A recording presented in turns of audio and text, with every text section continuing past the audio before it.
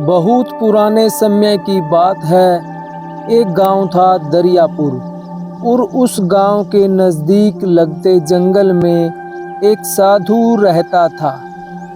उस जंगल में घने वृक्षों के बीच में उस साधु की एक छोटी सी कुटिया थी और उस साधु के साथ उसके 2 शिष्य भी रहते थे।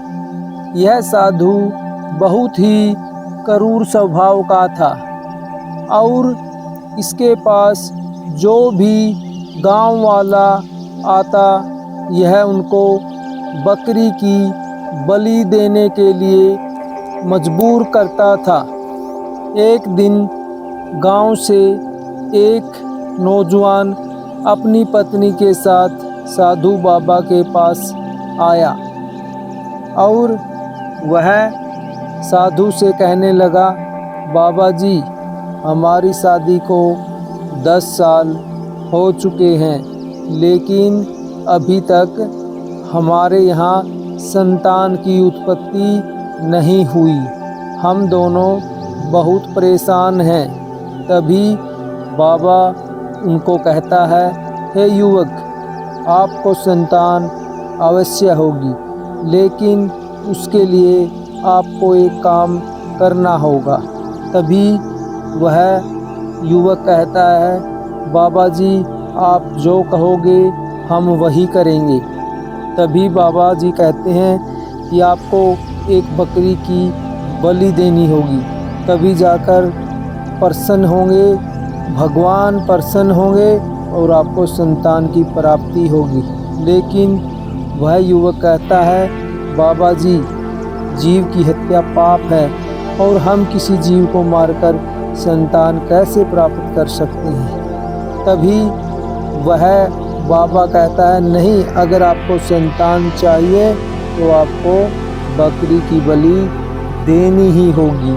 तभी युवक की पत्नी कहती है कि बाबा जी, हम बकरी की बलि देंगे, और वह उस युवक को मना लेती है।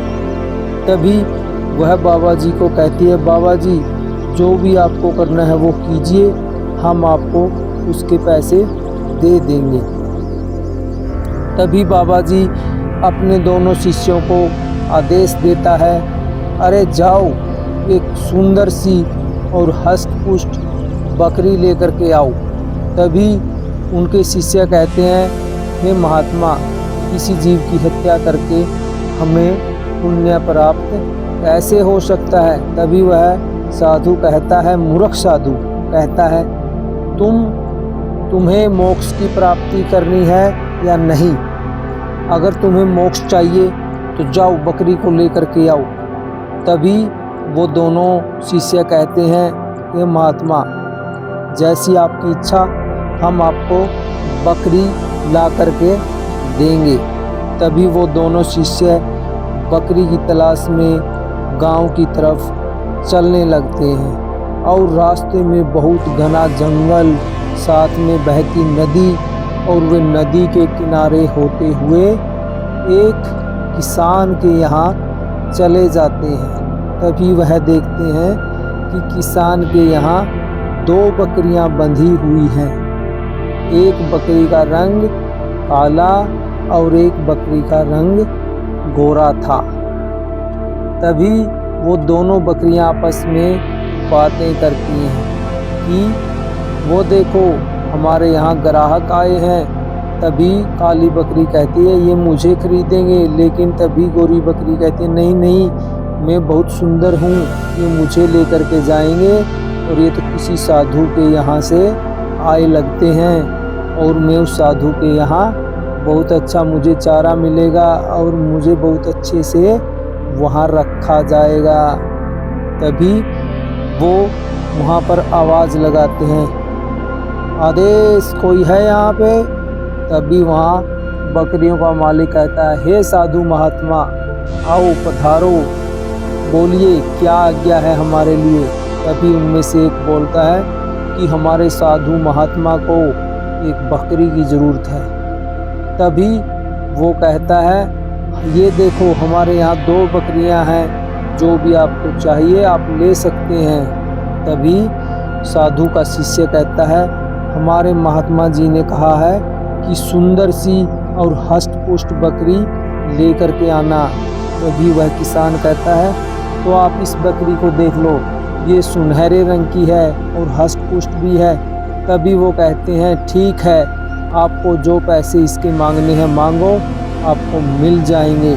तभी वह हष्ट-पुष्ट वाली गोरी बकरी काली बकरी से कहती है, देखो इन्होंने मुझको पसंद कर लिया है और अब मैं इनके साथ जाऊंगी और वहाँ अच्छी अच्छी चीज़ें खाऊंगी बाबा जी के यहाँ। तभी वो कहते हैं कि हे किसान, हमें इस बकरी की हष्ट-पुष्टता और रंग से क्या मतलब है, ये बकरी तो कल सुबह ही बलि पर दे दी जाएगी। इतना सुनते ही बकरी के पैरों के नीचे से ज़मीन खिसक जाती है और वो कहती है कि हे भगवान, ये मेरे साथ क्या हो गया, मेरी सुंदरता ही मेरी मौत का कारण बनने जा रही है। तभी वो दोनों उस बकरी को लेकर चलने लगते हैं। वो रास्ते में बकरी को जब लेकर जा रहे थे, दोनों आपस में बातचीत करने लगते हैं कि आज इस बेचारी सुंदर बकरी को मार दिया जाएगा। तभी वह बकरी भी यह सब सुन लेती है और वह बकरी साधु के उन शिष्यों से कहने लगती है कि हे साधु के शिष्यों, अगर आप भी मुझे बचाना चाहते हैं तो आप एक काम करना, जैसा मैं कहूँ वैसा ही करना। फिर वो हंसने लगती है और एक बार रोने लगती है। जब वो साधु महात्मा के पास उस बकरी को लेकर के जाते हैं तो वह साधु को देखकर एक बार तो हंसती है और फिर रोने लगती है। साधु उसकी हंसने की आवाज़ सुनकर क्रोधित हो जाते हैं, कहते हैं, हे बकरी, तू क्यों हंस रही है, अभी थोड़ी देर में तेरी मौत होने वाली है। तभी वह बकरी कहती है, हे महात्मा, मैं इसलिए रो रही हूँ कि आज मेरी मौत होने वाली है और मैं हंस इसलिए रही हूँ कि कल को आपकी भी मौत इसी तरह से होगी। साधु पूछता है, वो कैसे? तभी वह बकरी बताती है कि पिछले जन्म में मैंने भी एक बकरी की बलि दी थी और इस जन्म में आज मेरी बलि होने वाली है। मेरे कर्मों के कारण मेरे कर्मों का फल आज मुझे मिल रहा है। बकरी की यह बात सुनते ही साधु एकदम से उचक कर खड़ा हो जाता है और कहता है कि आज के बाद मेरे यहाँ कोई बलि नहीं होगी, और अपने शिष्यों को आदेश देता है कि जाओ, इस बकरी को लेकर के जाओ और इसको अच्छे से चारा खिलाओ, ताज़ा ताज़ा इसके लिए चारा लेकर आओ और इसकी अच्छी सेवा करो, और आज के बाद हमारे आश्रम में कोई भी बलि नहीं होगी। तो इस प्रकार संकट की घड़ी में बकरी अपनी चतुराई से अपनी जान बचा लेती है। इस कहानी से हमें यह शिक्षा मिलती है कि हमारे ऊपर चाहे विपत्ति क्यों ना आ जाए, लेकिन इस विपत्ति में हमें अपनी सूझबूझ नहीं खोनी चाहिए और अपनी बुद्धि और विवेक से काम लेना चाहिए। चाहे कोई भी समस्या हो, उसका हल निकल ही जाता है। अगर आपको कहानी अच्छी लगी तो कहानी को लाइक कर दो और चैनल को सब्सक्राइब कर दो, ताकि आगे भी हम आपके पास ऐसी कहानियाँ लेकर के आ सकें। आज के लिए इतना ही। जय हिंद, जय भारत।